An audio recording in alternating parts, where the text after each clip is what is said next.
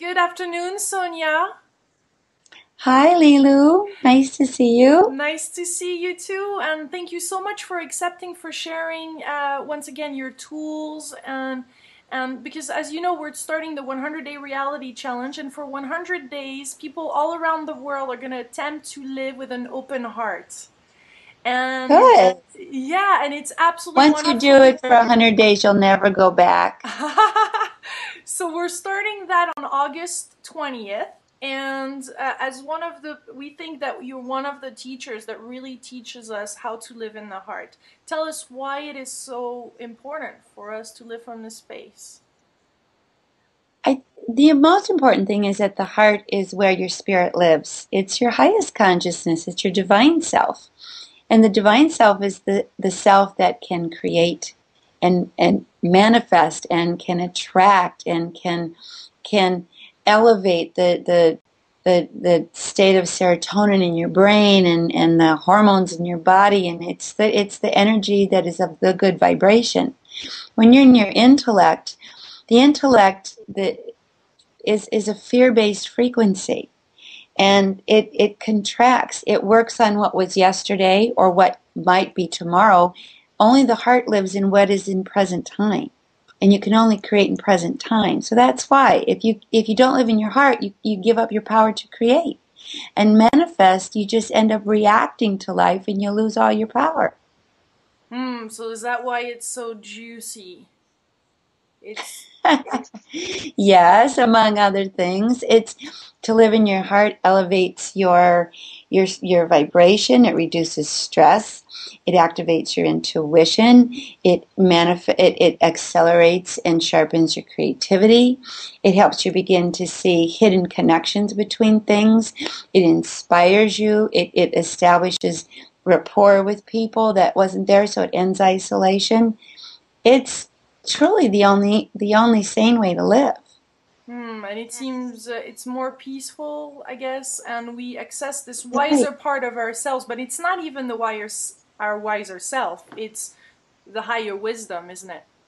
Well, the other thing that's interesting is that when you're not in your heart, you're living in the back of your brain, and that's where the subconscious mind is, and the subconscious mind are all the imprints of other people, and old patterns and their negativities and their perceptions and false perceptions. But when you live in the heart, literally you're activating the pineal gland, the frontal lobe.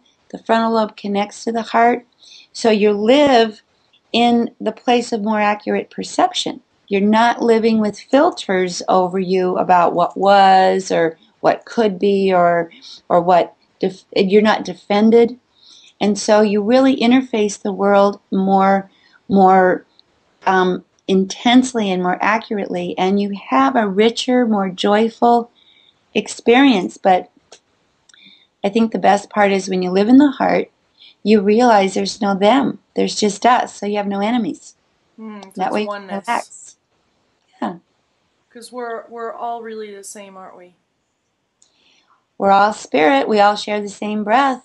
When that breath is gone, party's over. So the heart is the spirit-centered place of consciousness. So we begin to see things more accurately. And you wrote your latest book is Traveling at the Speed of Love. So truly, it's a good title. It's good. It's an amazing title, and it's coming out next year, isn't it? It'll be out in March. It'll be out I'm actually doing in October at the I Can Do It conference in Tampa. I'll be actually speaking on Traveling at the Speed of Love, but the actual book is out in March, so you can stay tuned for that on my website or Hay House. You'll see it, but I'm very excited about it. Yeah, and so does that mean we travel at a faster rate? Otherwise, it seems like we waste so much time in our mind, comparing others with ourselves and being separated, and there's all this waste of energy when we're in the heart, we're centered, and it just goes like, and you're more connected, you have everything that life offers, isn't it? Well, what happens when you travel at the speed of love is you're moving into the heart frequency, and the heart frequency flows with life and nature. It flows with the natural world.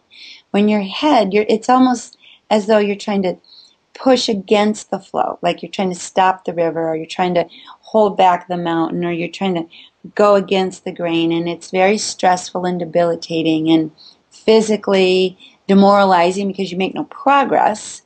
It's exhausting. So when you travel at the speed of love, you catch the wave of life, you get into the flow, and when you're in the flow of life, things flow toward you. It's not always a matter of you having to go out and grab at everything. You kind of enter into a synchronistic collaboration with the universe where you do your part, but the universe meets you halfway.